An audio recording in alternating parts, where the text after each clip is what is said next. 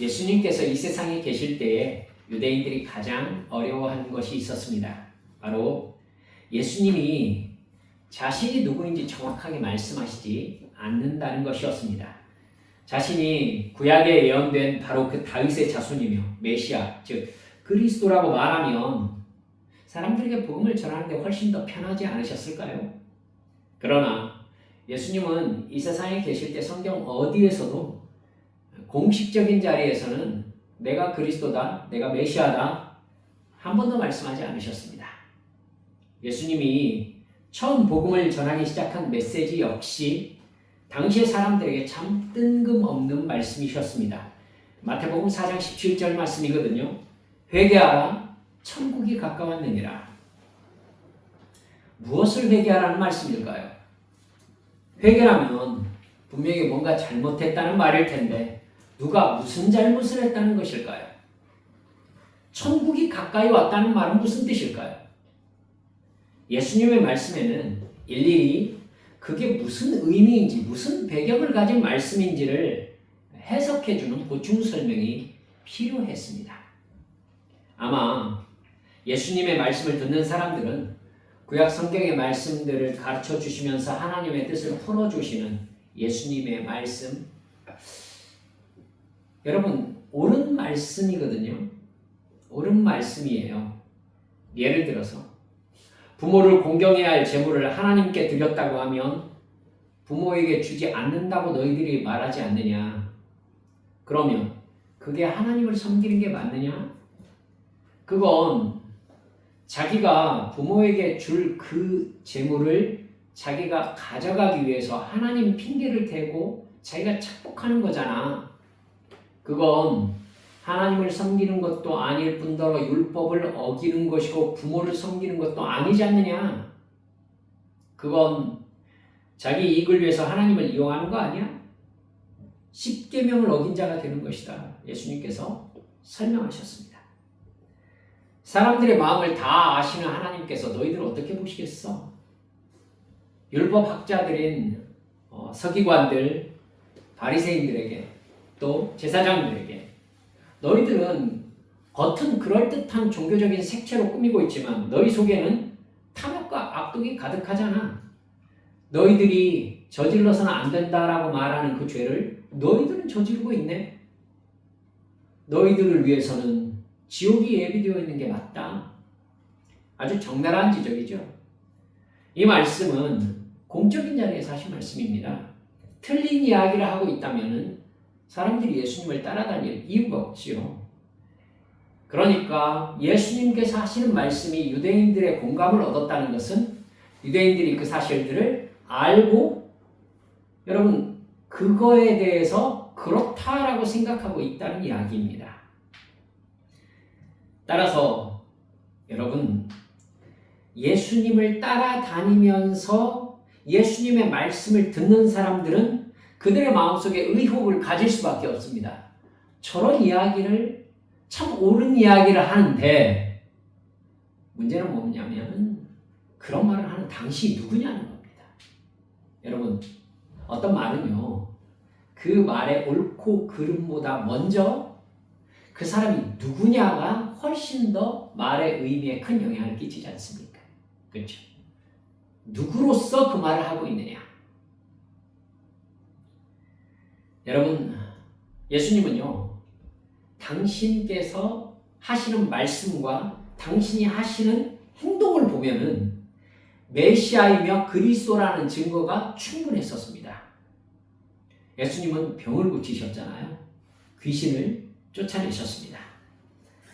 예수님의 말씀이 사실이라는 걸 강력하게 증거하는 장치가 바로 병 고침과 귀신 쫓아내는 일이었습니다. 고침받은 사람들은 예수님이 메시아라고 믿지 않을 수가 없었습니다. 불치의 병들이었으니까요. 그러니까 이 사람이 메시아인 것 같다는 물증과 심증이 있는데 수많은 사람들이 있는 공간에서 병을 고치신 예수님은 자신이 메시아라고 절대 말씀하시지 않는 겁니다. 왜 그러셨을까요? 가장 중요한 말씀을 하지 않으신 셈이 되는 것입니다. 문제는 어렵지 않습니다. 당시의 정치적 상황 때문입니다. 예수님 당시의 유대에는 로마 황제가 총독을 보내서 통치하고 있었습니다.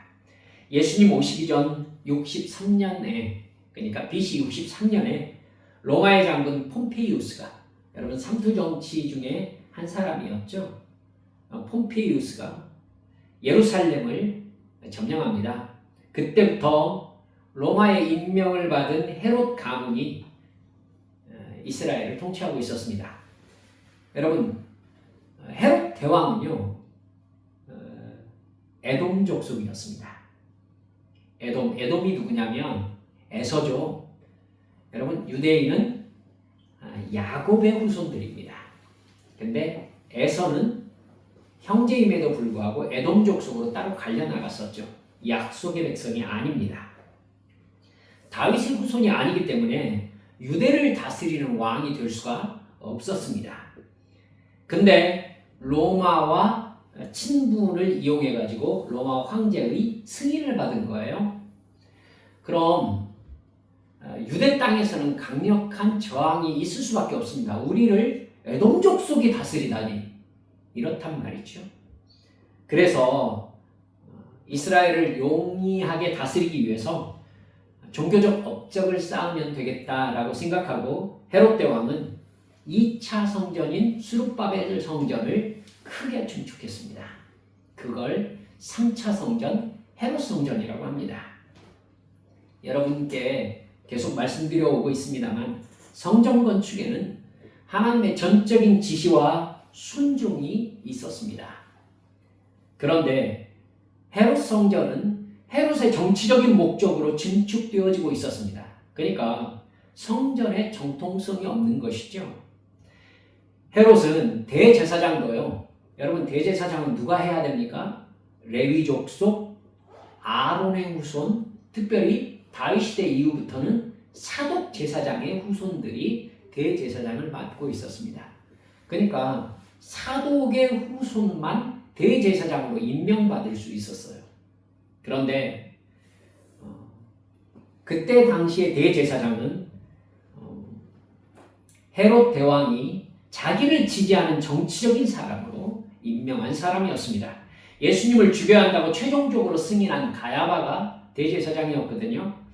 헤롯이 임명한 전대 대제사장 안나스의 사위였습니다. 한마디로 왕도, 즉 정치도, 대제사장도, 종교도 엉망진창이었던 것이죠. 율법 해석을 독점하고 있는 바리새인들과 성전 제사의 실무를 독점하고 있는 사두개인들이 종교적인 이익을 다 차지하고 있었습니다. 로마는 헤롯 대왕이 죽은 다음에는 로마 총독을 보내서 정치와 종교를 마음대로 주무르고 있었습니다. 유대인들은 가혹한 세금 수탈과 부역에 시달렸습니다. 이런 상황에서 유대인들은 이스라엘의 신인 여호와 하나님이 과연 실제하는 신이신가? 라는 질문을 할 수밖에 없었습니다. 과연 여호와 하나님이 이스라엘의 신이신가? 당시의 율법은 사실상 하나님을 섬기는 원칙이라기보다 오래전부터 지켜온 종교적 전통에 불과할 만큼 그 위상이 떨어져 있었죠. 보이는 상황으로서는요, 사실 로마의 신들이 유대의 여호와 하나님을 이긴 상황이잖아요. 그렇죠? 로마의 신들이 유대의 여호와 하나님을 이기고 지금 유대의 땅을 점령한 거예요. 그때 하나님을 향한 소망을 가지고 있었던 사람들은 로마 정치의 고통 속에서 구약 예언서에 약속된 메시아가 오기를 기다리는 것밖에 할 수가 없었습니다. 자기들이 생각하기에 여러분, 정치도 엉망진창이죠. 종교도 엉망진창이에요. 율법도 고무줄이에요. 이 사람한테 가면 이 얘기, 저 사람한테는 저 얘기예요. 코에 걸면 코걸이, 귀에 걸면 귀걸이. 이것이 꼴 보기 싫어가지고 당시에 바리새파, 사두개파, 에센파가 있었는데 성경에 에센파가 안 나오죠. 여러분, 에센파라는 사람들은 세례 요한이 거기 출신입니다. 에센파는 우리는 유대가 하나님의 나라라고 결정할 수가 없다. 우리는 하나님의 나라가 임할 때까지 유대를 떠나겠다 해가지고는 저 사해 근처에 있는 광야로 떠나버렸어요. 그래가지고 자기들끼리 공동체 생활을 했어요. 그래서 세례 요한은 이스라엘에 나타나는 날까지 광야에 있었다고 나오잖아요. 에센파가 거기에서 살았습니다. 지금 이스라엘의 국보 1호인 사해사본 에센파가 썼을 것이다 라고 생각하고 있는 작품입니다. 사랑하는 여러분들, 상황이 이랬어요. 상황.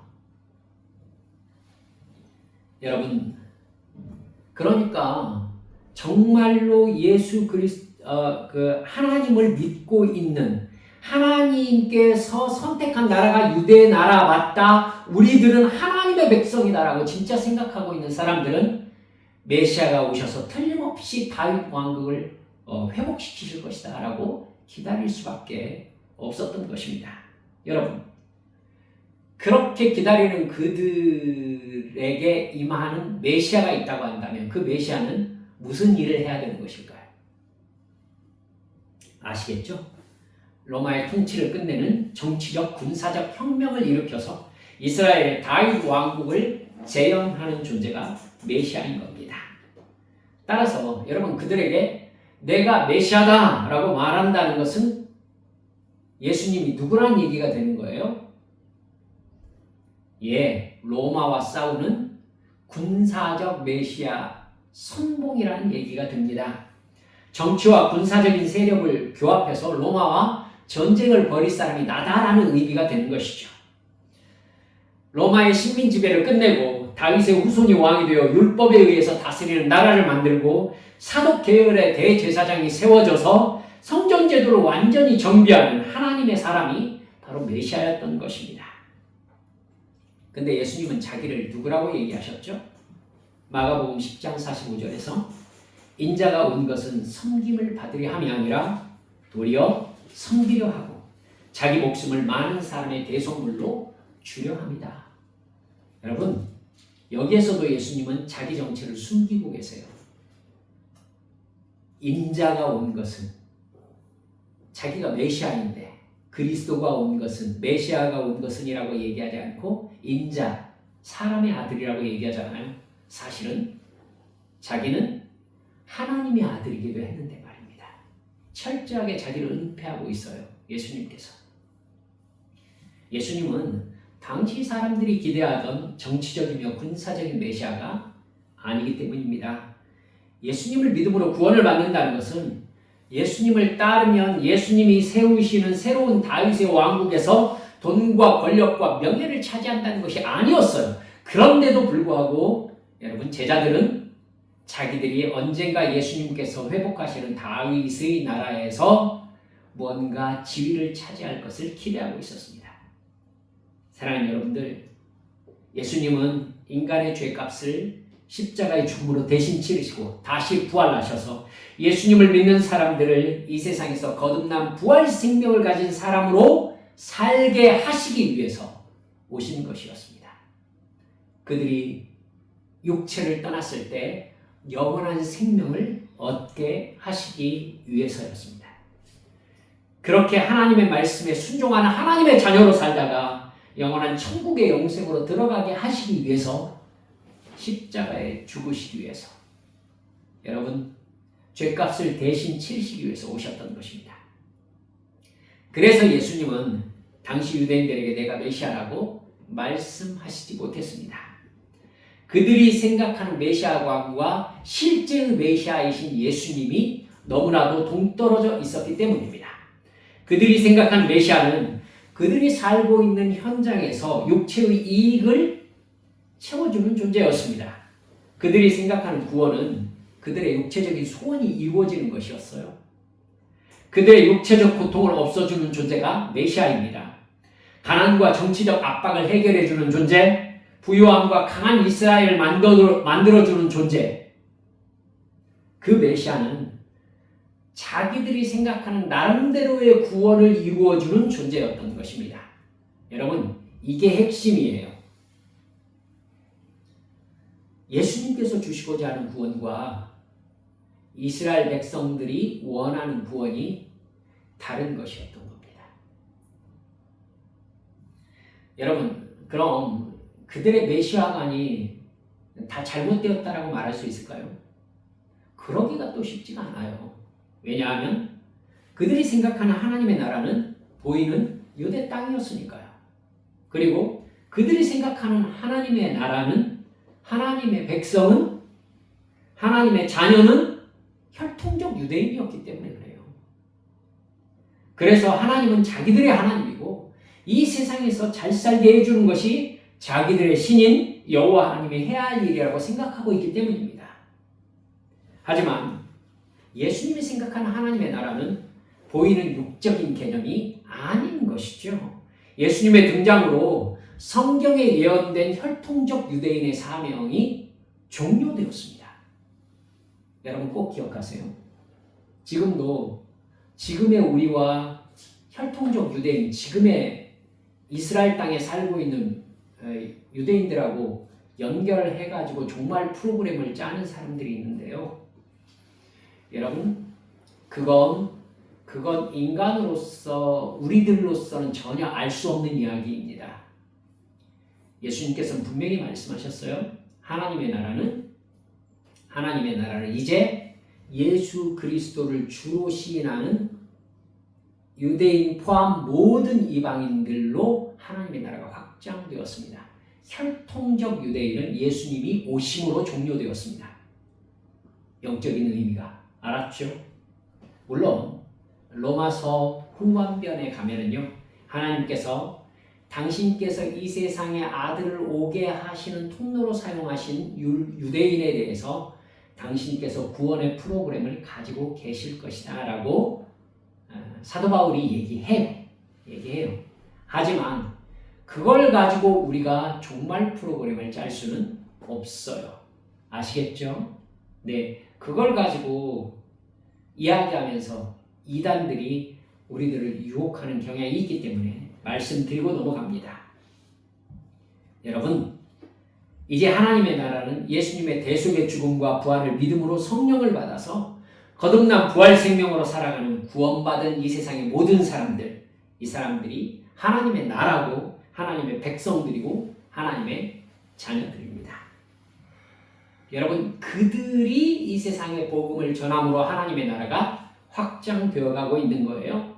보이지 않는 영원한 천국, 영생이 실제로 실현된 천국의 가치를 위해서 예수님을 믿는 사람들이 살아가는 것입니다. 성령 충만해서 하나님의 성품과 하나 된 이 세상에서의 삶을 살아감으로 영적인 가치를 이루며 살아가는 사람들, 구원받은 우리들입니다. 하나님께서 이 세상을 창조하실 때 인간에게 주신 하나님의 속성이 나에게 나타나도록 성령께서 나를 변화시켜 주시는 것, 이게 바로 이 세상에서 경험하시는 구원의 실체입니다. 꼭 기억하세요. 그 구원 안에서 살아가는 삶이 바로 구원받은 자의 삶인 것입니다. 이게 바로 갈라디아서 5장 22절, 23절에 사도 바울이 갈라디아 교인들에게 증거하고 있어요. 성령의 열매입니다. 오직 성령의 열매는 사랑과 희락과 화평과 오래 참음과 자비와 양성과 충성과 온유와 절제니 이 같은 것을 금지할 법이 없느니라. 사랑하는 여러분들, 성령 받은 사람들은 이러한 삶을 살아가는 사람들이라는 것입니다.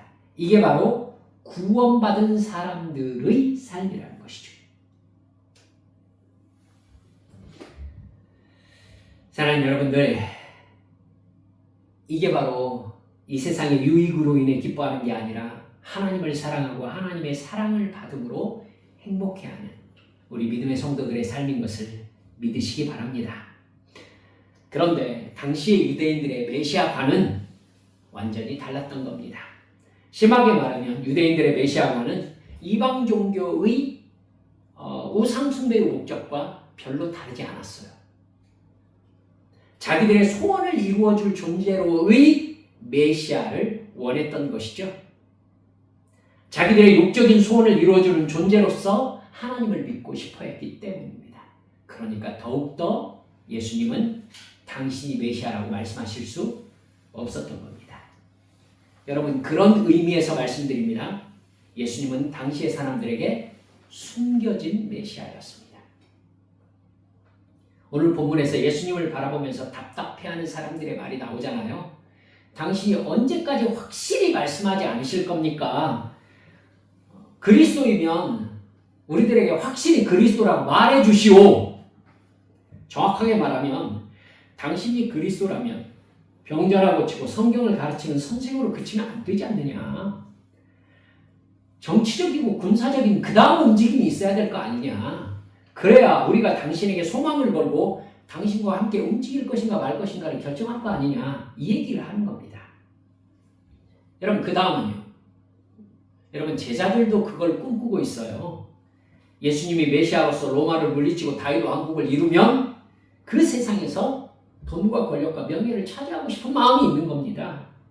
자기가 말하는 육체적인 소원을 이루어달라는 사람들에게 예수님은 이렇게 철저하게 숨겨진 메시아였습니다. 이 사람이 하는 일을 보면 분명히 메시아 같은데 그 다음이 없는 거예요. 정말 중요한 일은 그 다음인데요. 그들은요, 예수님을 지켜보다 최종적으로 예수님이 메시아가 되어서는 안 된다는 판단을 합니다. 여러분, 이건 중요한 말씀입니다. 이 사람들이요, 이렇게 얘기한 적이 있어요. 실제로 메시아가 오신들 이 사람보다 더 많은 기적을 행할 수 있겠느냐? 이렇게 얘기한 적이 있어요. 그러니까 당시 사람들의 굉장히 많은 퍼센테이지가 예수님이 실제 메시아일 가능성이 높다고 생각하고 있었던 거예요. 여러분, 그렇게 예수님이 실제적인 메시아일 수 있지만 자기들이 바라는 메시아는 예수님 같은 메시아가 아니라는 거지요. 여러분, 그렇기 때문에 내가 바라는 메시아가 아니라면 이 사람이 실제적으로 메시아일지라도 메시아가 되어서는 안 된다는 판단을 한 것입니다. 그래서 그들은 예수님을 십자가에 못 박아 죽여야 된다고 소리를 지른 것이에요. 그들이 숭배하고 싶었던 신이나 메시아는 자기들의 소원을 이루어주는 메시아였어요. 즉 우상적 메시아였던 겁니다. 여러분, 그런데 진짜 메시아라면서 온 이 예수라는 사람을 보니까 아니나 다를까 진짜 메시아 같아요. 그런데 그러면 우리는 뭐냐는 거죠. 우리가 바라는 소원은 뭐냐는 거죠. 우리가 원했던 메시아는 어떻게 하느냐는 것이죠. 즉, 여러분, 이 사람들은 무서운 결정을 한 거예요. 예수님이 메시아일 수 있다. 하지만 이 사람은 우리의 메시아가 되어서는 안 된다. 이렇게 결정한 겁니다. 이래서 의인이 죽는 거예요. 이익 때문에. 이렇게 말씀을 맺어가 볼까요? 우리는 어떻습니까? 우리가 섬기는 신, 우리가 바라는 메시아는 성경의 예수님이십니까? 그래서 나는 정말 예수님을 구원자로 믿고 바라보며 의지하고 순종합니까? 나도 예수님을 죽이던 유대인들처럼 내가 바라는 신이 결정되어 있는 사람은 아닌가요? 나는 이런 예수님이 되어줬으면 좋겠어. 그런데 예수님은 나에게 좀처럼 그걸 하지 않으셔. 그 사람들이 어디로 갑니까? 이단으로 가는 것입니다. 성경에서 말하고 있는 예수님은요, 내가 바라는 예수님이 아닌 거예요. 그래서 수많은 이 땅의 목사님들이 성경이 말하지 않고 있는 예수님과 성경이 말하는 예수님을 섞으려고 그렇게 노력을 하는 것입니다. 여러분 앞에 서 있는 유승일 목사는 그런 유혹을 안 받았겠습니까? 그렇게 하면 사람들이 오니까.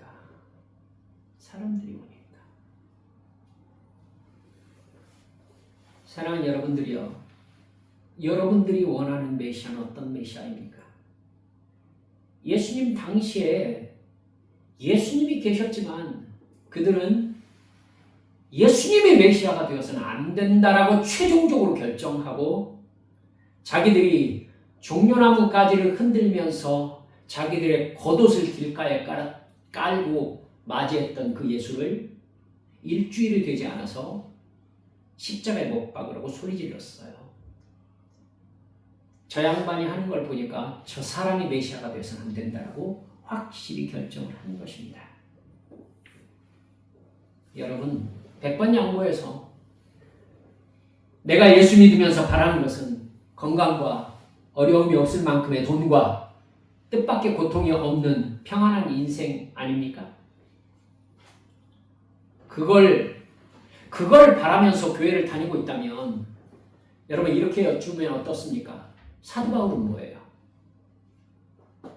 사도 바울 가는 곳마다 감옥에 갇히고 가는 곳마다 채찍에 맞고 가는 곳마다 매를 맞고 돌팔매질 당하고 미움받았던 사도 바울은 하나님의 저주받은 사람입니까? 여러분, 우리도 정말 많은 예수 믿는 사람들이요, 진짜 예수님, 진짜 하나님을 믿으려고 하지 않아요. 내가 바라는 하나님, 내가 만든 신을 믿으려고 해요. 이런 신이 되어줬으면 좋겠는 거예요. 근데 실제의 하나님이 그런 하나님이 아니신 거예요. 하나님은 이 세상에서 우리가 온전히 형통해서 돈과 권력을 많이 가진 사람이 되기를 바라지 않으세요. 여러분 구약성경 읽으셨잖아요. 하나님이 그렇게 좋아하셨던 다윗 왕도요, 돈과 권력 앞에서 큰 죄를 지었어요. 솔로몬은요, 이 세상에서 솔로몬보다 부유했던 사람이 실제로 없습니다. 제가 오늘 오후 시간에 성전에 들어간 금양을 말씀드릴 텐데요. 사랑하는 여러분들, 돈과 권력은 반드시 가진 사람의 만족을 위해서 사용되게 되어 있어요. 그래서 하나님은 당신을 드러내실 때에 그 사람이 의지하고 있는 것을 빼내시는 경향이 되게 많아요. 보세요. 아브라함 떠나게 하시죠. 자기의 삶의 기반을 떠나게 하세요. 아무것도 없게 만드세요. 의지할 데가 없게 만드세요. 여러분, 이삭은 자세히 적혀 있지 않아요. 하지만 이삭 여러분 아시죠? 떠돌아다니는 사람이었어요. 야곱은요, 여러분 아무것도 의지할 것이 없는 삼촌 집으로 가가지고 거기에서 노예처럼 일하며 살았어요. 여러분, 하나님께 그렇게 귀하게 쓰임받았던 요셉은요 정말 아무것도 없는 노예로 또 죄수로, 여러분 그 사람의 인생에 그 사람을 이루고 있는 걸 하나님은 다 빼시고 내가 하나님이다라고 나타나세요. 대부분 성경에서 그러셨어요. 그렇죠? 모세는요, 일할 만하지 않습니까? 이집트의 왕자였으니. 말씀드렸잖아요. 하셉수트. 모세를 준 이집트의 단독적인 여자 파라오입니다. 할만하지 않아요? 할만하지 않냐고. 근데 하나님 어떻게 하세요? 40년 동안을 아무것도 의지할 데가 없는 미디안 광야에다 처박아 놓으십니다.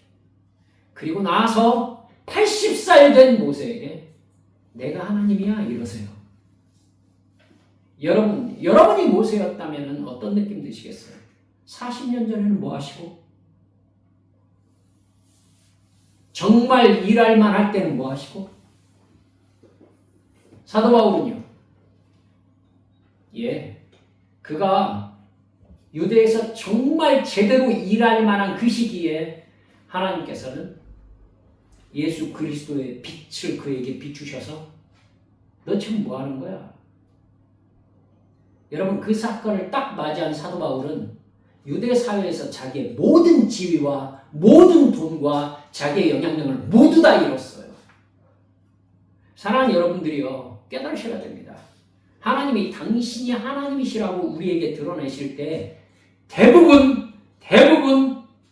내가 의지하고 있는 걸 모두 다 빼내시고 하나님만 의지하는 불쌍한 사람, 그게 불쌍한 사람 아니죠. 세상에서 볼 때 불쌍한 사람이지. 하나님은 그 과정을 거치고 나서야 하나님의 하나님 되심을 우리에게 드러내실 가능성이 훨씬 높습니다. 그런데 우리는 그런 사람이 되기 싫어요. 그런 일을 맞이하기 싫어요.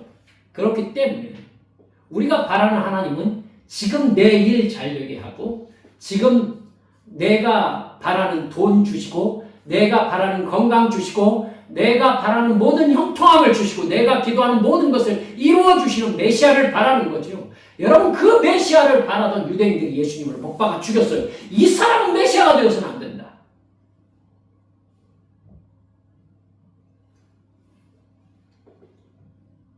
진짜 메시아께서 이렇게 말씀하셨습니다. 누구든지 나를 따라오려거든 자기를 부인하고 자기 십자가를 지고 나를 따를 것이니라. 사도 바울은 그 예수님의 말씀을 그대로 받아서 갈라디아서 2장 20절에서 이렇게 고백합니다. 내가 그리스도와 함께 십자가에 못 박혔나니 그런즉 이제 내가 사는 것 아니요 오직 내 안에 그리스도께서 사시는 것이라. 이제 내가 육체 가운데 사는 것은 나를 사랑하사 나를 위하여 자기 자신을 버리신 하나님의 아들을 믿는 믿음 안에서 사는 것이라. 할렐루야.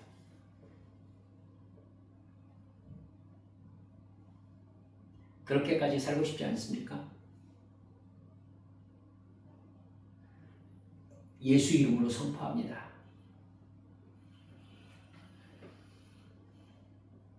천국과 바꿔야 될 것입니다.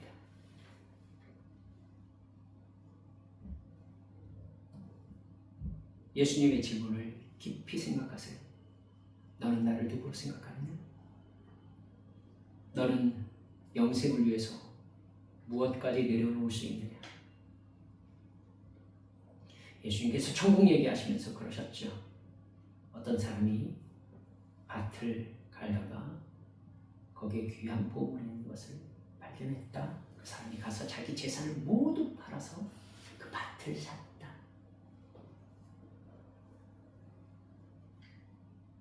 천국은 내가 이 세상에서 가지고 있는 그 모든 것을 다 투자할 만한 가치가 있는 곳이다.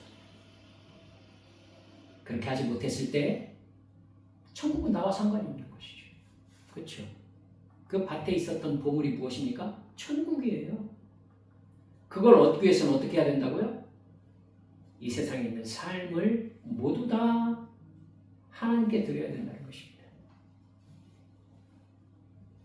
이러한 하나님의 말씀, 예수 그리스도의 가르침이 유대인들에게처럼 거북스럽게 들리신다면 우리들도 그 사람들처럼 예수님을 십자가에 못 박으라고 소리치는 사람들이 될 수 있습니다, 여러분. 이렇게 마지막 말씀을 드려봅니다. 부디 깨어 기도하십시오. 부활 생명 안에서 살아가십시오. 예수님이 우리에게 숨겨진 메시아가 아니라 밝히 드러난 메시아로서 예수님께서 언제 어느 때든지 얘야 나를 따라오려거든 자기를 부인하고 자기 십자가를 지고 나를 따라와야 된다. 그 말씀에 뭐 저렇게 힘든 얘기를 하시나? 내가 바라는 건 그게 아닌데. 이게 아니라 예 주님, 그렇게 천국 가는 길이 좁은 길, 협착한 길, 험한 가시밭길이라면 주님 따라가지요. 주님이 가셨으니 우리 주님께서 인도해 주실 것 아니겠습니까? 가겠습니다. 사랑하는 여러분들, 그렇게 성령 충만하여 끝까지 성경의 예수님을 나의 예수님으로 믿고 따라가는 믿음의 성도들 되어주시기를 주님의 이름으로 축원합니다. 우리 함께 기도하십시다.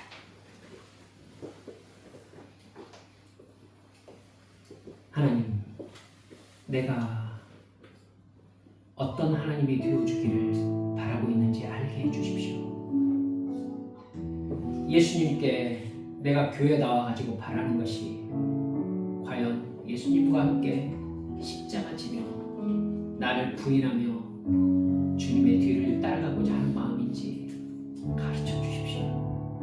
그게 아니라면 저 회개함으로 주의 영으로 충만케 되게 주옵소서. 함께 통성으로 기도하시겠습니다. 아버지 하나님,